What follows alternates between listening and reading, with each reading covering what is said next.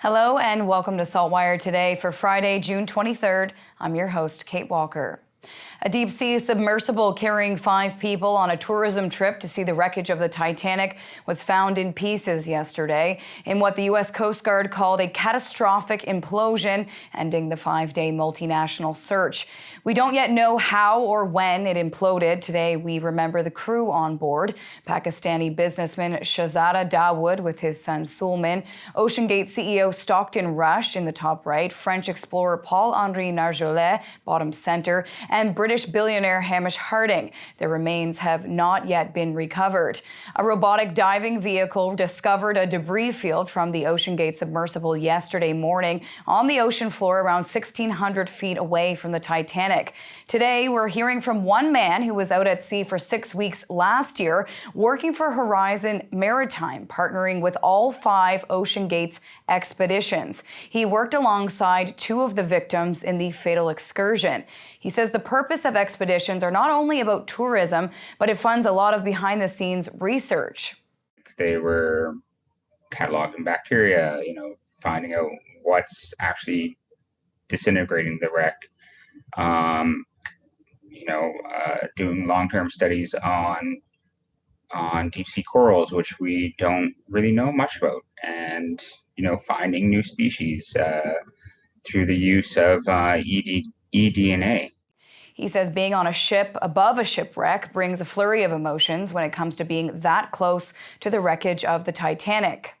It's 25 degrees out, the water's, 22 degrees, sun is shining, there's birds flying around, there's, fish jumping, and it's just beautiful. And then you just realize that, down 2.5 miles down below you, there's a wreck, and it's the final resting place of 1,500 people.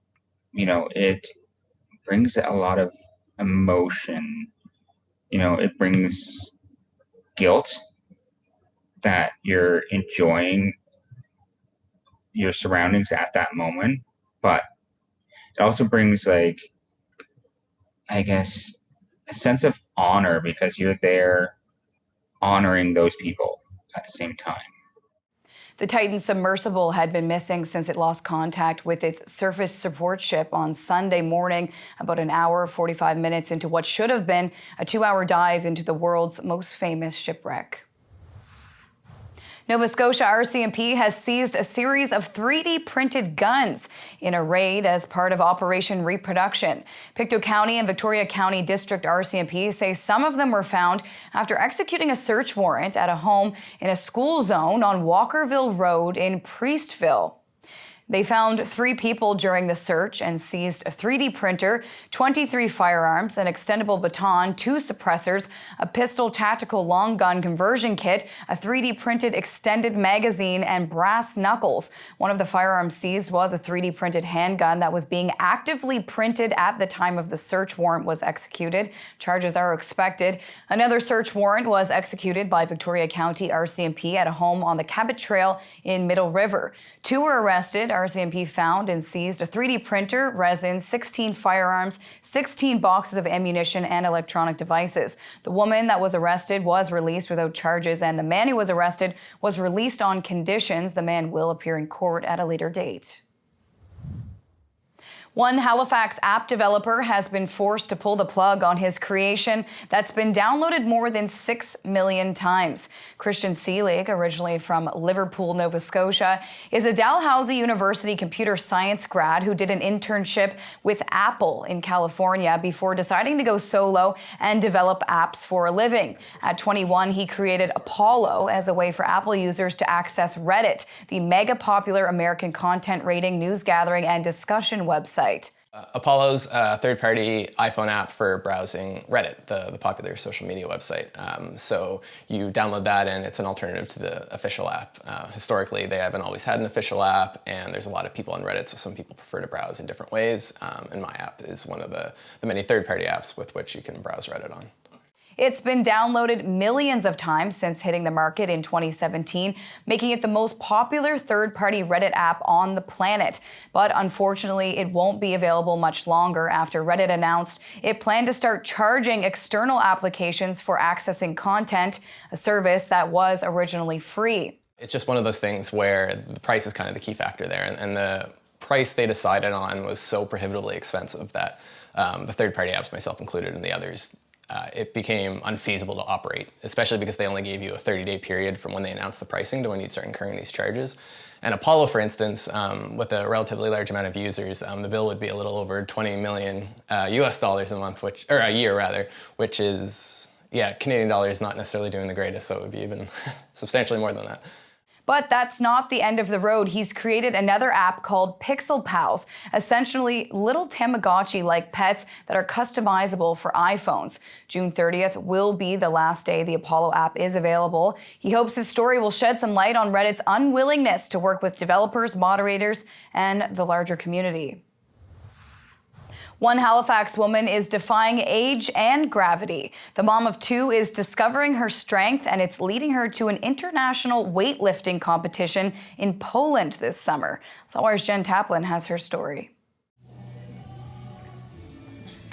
40-year-old Brittany Klingman says she likes lifting heavy things. The Halifax mom and physiotherapist got into weightlifting just before the pandemic, and now she's preparing to represent Canada at an international competition this summer. I was doing CrossFit at the time and really found that the Olympic movements that were being programmed in CrossFit were challenging for me to kind of make progress on the weight being lifted. And I realized there was a real technical niche piece to figure out, and that's what drove me to weightlifting. Klingman will be competing in the 40 to 45 age category and in the 59-kilogram weight class at an international meet in Poland this August. She's currently fundraising to pay for the trip. It's called the World Masters Weightlifting Championships, and I guess it's a showcase of the top athletes from any nation that would like to compete. So I'll be one of them representing Canada. She said she wants to demonstrate that people who are in their 40s and older can compete at an elite level. I think for me, it's really important to know that as an aging individual, that really maintaining strength and lifting heavy weights is such an important piece to longevity. And for me, my real priority is to stay as fit and active as I can be to engage in all the things that I want to do with my kids and my family. And so it allows me to just feel strong and capable. With weightlifting, it's all about improving on a personal best. I just love that it is a constant mental and physical challenge. So whether, depending on the training cycle or what you're going through in training, you're trying to either refine the technical aspect of the lift or challenging yourself mentally and physically by trying to change the absolute number that you're lifting, the maximal number that you're capable of lifting as well. Another strong Haligonian, Nalani Perry, is competing in Poland as an adaptive athlete. In Halifax, I'm Jen Taplin for SaltWire. It's time now for another edition of Wine of the Week with SaltWire sommelier Mark DeWolf. With the sunny weather in the forecast, it's time for outdoor entertaining season. And if you plan on grilling up some meat on the barbecue this weekend, Mark has the perfect wine pairing for you. Do you like big and bold wines? Well, I got one for you. Norton Privada, Mendoza, Argentina, blend of Malbec, Merlot, Cabernet Sauvignon. Big, rich, has an obvious oak note. Give me a piece of steak with this wine. And for more wine tips, recipes, and interviews with local food and drink personalities, go to the Wine and Dine section of saltwire.com. On to weather now to see what's coming up in the weekend forecast. We're going to check in now with our weather specialist, Allister Aalders. Happy Friday, Kate. Well, the beautiful stretch of weather continued today. We had temperatures that were in the mid to high 20s away from onshore winds, although there was a bit of a breeze if you found it a bit too hot today. Now, in terms of the sunshine, a bright start to the day, but some fog patches started rolling in along the Atlantic coast, so we had more so a mix of sun and cloud this afternoon. And really, we're heading into a stretch of weather that's not looking too bright as we close out the end of June. This evening, it will become cloudy. Fog patches along the coast will spread inland. We'll see the temperature this evening near 18 degrees. Mainly cloudy waking up on Saturday morning with those fog patches retreating back to the coast and the temperature near 15 degrees. Into the afternoon, more so a mix of sun and cloud with that fog along the coast and a high heading up to 27 degrees except 16 along the coast. We'll have a southwest wind tomorrow, 15 to 30 kilometers per hour. Now, as we go through Saturday evening and overnight, we'll start to see a chance of showers return, and then on Sunday, more widespread showers and a risk of thunderstorms with a high of 24 degrees. So if you do have any weekend plans, certainly tomorrow, Saturday, the best day to get outside and enjoy the weather because it's not looking too great for Sunday, especially with that risk of thunderstorms. And as we look ahead to the final days of June, looking relatively cloudy next week with more fog, drizzle, and at times showers. So I hope you've been soaking up the sunshine we've had to welcome the summer season. Have a great weekend. Kate.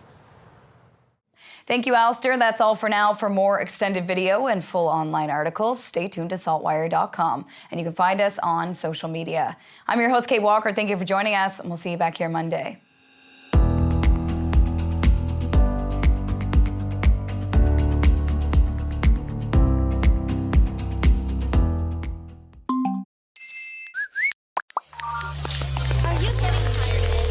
Turn off the noise.